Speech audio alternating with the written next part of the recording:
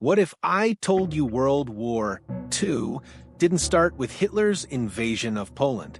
What if the seeds of the deadliest war in human history were planted decades earlier, inside secret meetings, bitter treaties, and economic betrayals? You've heard about Hitler, Mussolini, and Churchill.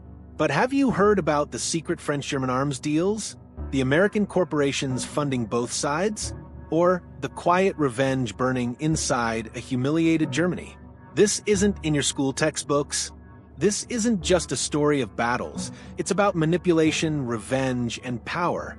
The real reason for World War II is more shocking than most people can imagine. Before we dive into the chaos, hit that subscribe button and press the bell icon to never miss the hidden truths behind the world's most haunting wars. This is Ghosts of Wars, and the truth will haunt you. The Treaty of Versailles in 1919 wasn't just a peace agreement. It was a curse. Germany was crushed under impossible reparations, blamed for a war it didn't start alone. National pride was destroyed, and the people, angry, poor, and ready to follow anyone who promised revenge. By the 1920s, Germany was starving. Hyperinflation made money worthless. Children played with stacks of cash like building blocks. And in this chaos, radical ideologies began to rise. One of them had a swastika. As democracy struggled, secret paramilitary groups roamed the streets. Brown shirts, communists, fascists, everyone fighting for the future of Germany. The government was weak. The war hadn't ended, it had just changed form. World War I never truly ended.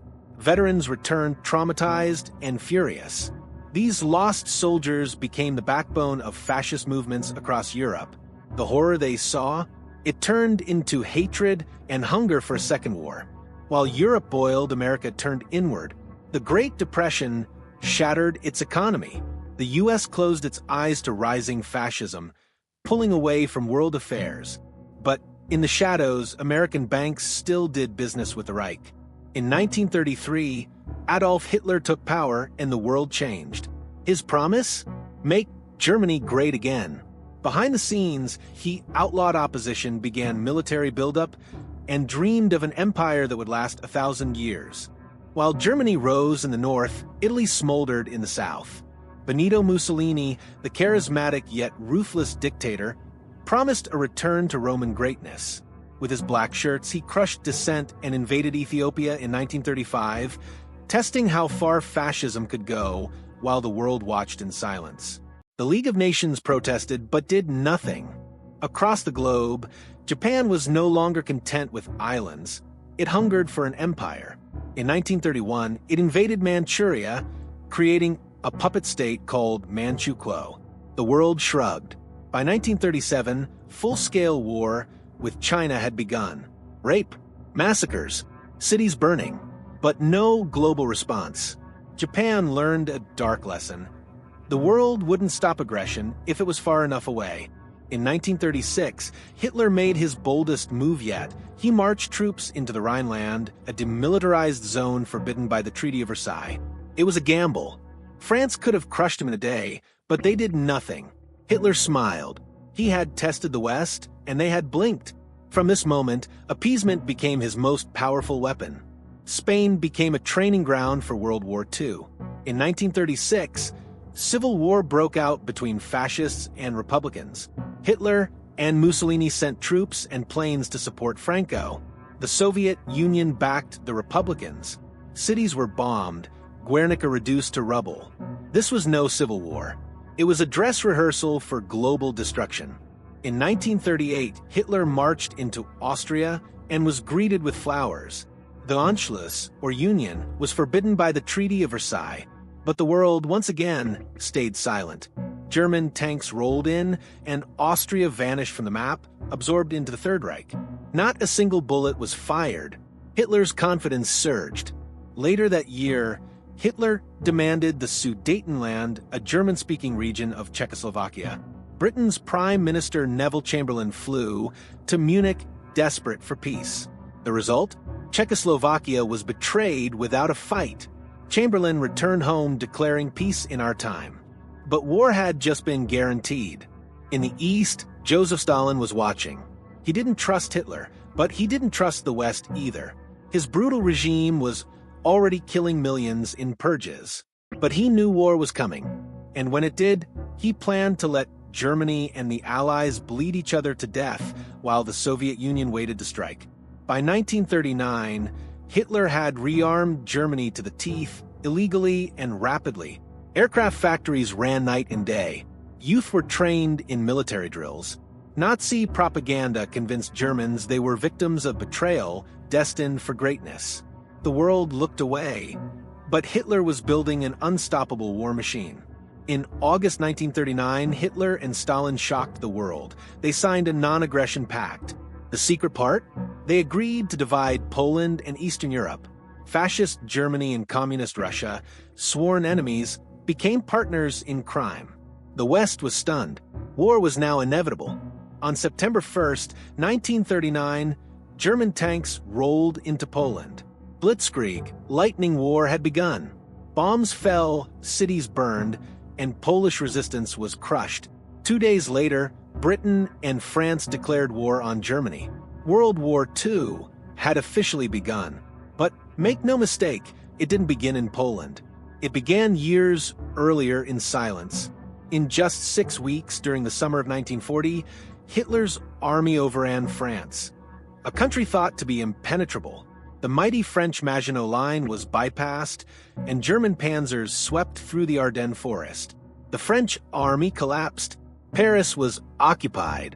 The British fled at Dunkirk, barely escaping annihilation. How did this happen? Arrogance, poor planning, and underestimating Hitler's blitzkrieg tactics.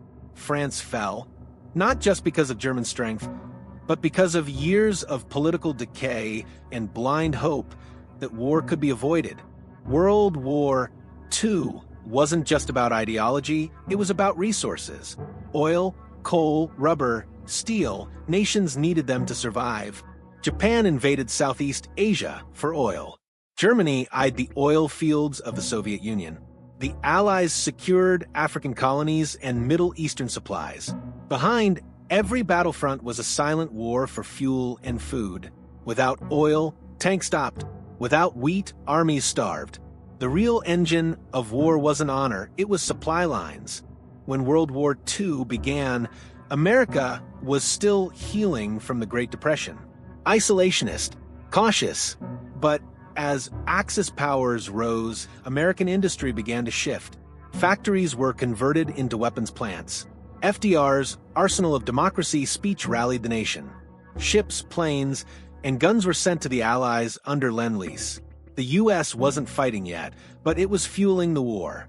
Behind the scenes, America was preparing for a role it could no longer avoid, global leader. Hitler didn't just want to punish France or reverse the Treaty of Versailles. His true goal? Lebensraum, living space for the German people. He believed Germans were the master race, destined to rule over inferior peoples. Eastern Europe, especially Russia, was to be conquered and colonized.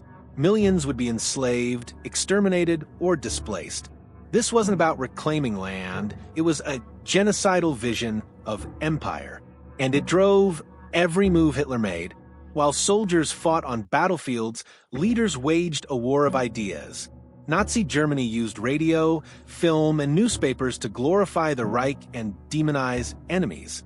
The Allies fought back with their own propaganda, posters, newsreels, speeches. Truth was often the first casualty. Children were raised to hate. Families turned against each other. The war wasn't just fought with bullets, it was fought inside minds. Why did so many powerful nations watch Hitler rise and do nothing? Why did some even help him behind closed doors? The truth is uncomfortable. Many Western leaders feared communism more than fascism. Others wanted to avoid another bloody war. And some, businessmen, bankers, politicians, saw profit in conflict. Hitler's rise was not just due to his power, but the silence, betrayal, and greed of others. In 1941, Hitler made a fatal mistake. He invaded the Soviet Union. Operation Barbarossa unleashed the largest military operation in history. At first, Germany advanced rapidly, but then winter came. Soviet resistance hardened. Cities like Leningrad and Stalingrad became blood-soaked graveyards. The German war machine slowed, then cracked. This wasn't just a military error. It was overconfidence, ideology, and underestimating a nation that had survived worse. On December 7, 1941, Japan bombed Pearl Harbor. America was stunned. Overnight, the sleeping giant awakened. The U.S. declared war on Japan, and days later, Germany declared war on America. World War II had officially become a truly global war. The battles that followed would reshape the world forever, but the fuse had been burning for years. This was not a war of surprise. It was a storm long in the making. What if the world had stopped Hitler earlier? What if the Treaty of Versailles had been fairer? What if silence hadn't ruled the 1930s? Over 70 million people died in World War II. Cities were leveled. Civilizations reshaped. The war didn't begin with gunfire. It began with neglect, with cowardice, with blind eyes and closed mouths. The true cost of delay is measured not in dollars, but in graves. World War II was not inevitable, but it became so through a chain of decisions, silences, and selfishness.